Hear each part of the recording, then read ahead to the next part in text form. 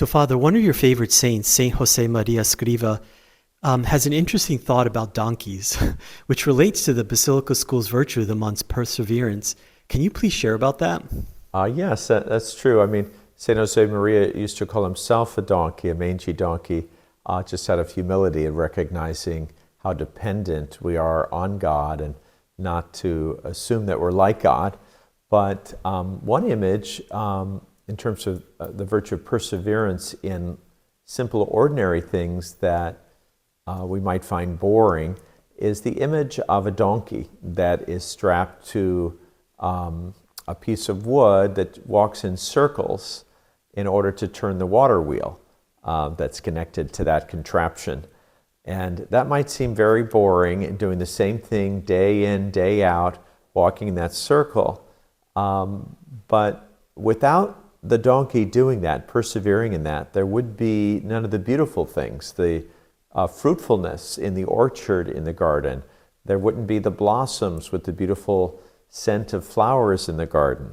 So all of that is a symbol for persevering not only in our daily duties that can be monotonous perhaps, but if done with love and done with also a view to their supernatural fruitfulness, we can find joy in trying to do things with love and doing them well. But also the interior life of going to do our prayer, praying the daily rosary, of trying to fulfill our commitment and persevering until the end, and not just following our emotions, which go up and down and all over the place. And that's no way to love another person, let alone God, based on our feelings.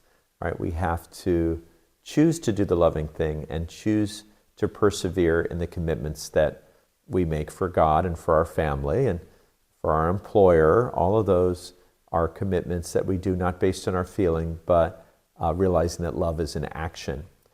So good for us this week to be mindful as we go about doing a simple, ordinary things that are repetitive, but that also add so much fruitfulness, grace, joy, and beauty to the world. That's really beautiful, Father. So Saint Josemaría also has another inspiring quote. He said, "To begin is for everyone, to persevere is for saints." So I would love to know, how did Saint Josemaría persevere in his life and end up becoming a saint?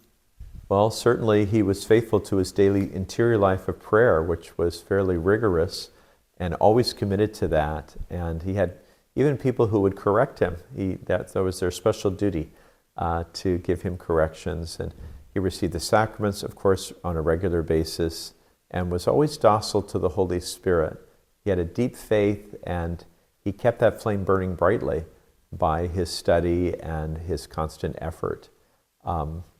So a great model for us too, to seek the gift that we've been given is like a candle flame, and we want to keep that burning brightly until God calls us home to Him.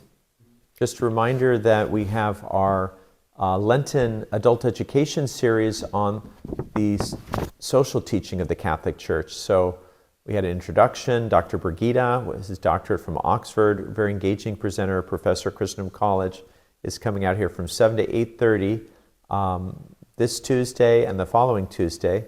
The first talk, there are 4 altogether. The first one was the overall principles. Last week was on the family, the basic unit of society. This week will be on government, sort of living in society, promoting the common good. And the last one will be on living with things and our relationship to material goods and the material world. So hope you can come. If you haven't been able to make it to the first 2, please come to the next 2. This week on government, and of course we live in an area very much focused on governing and the government. And so it'll be good to hear the Catholic principles about that, maybe help to unite our nation, and then also living with material things. May God bless you.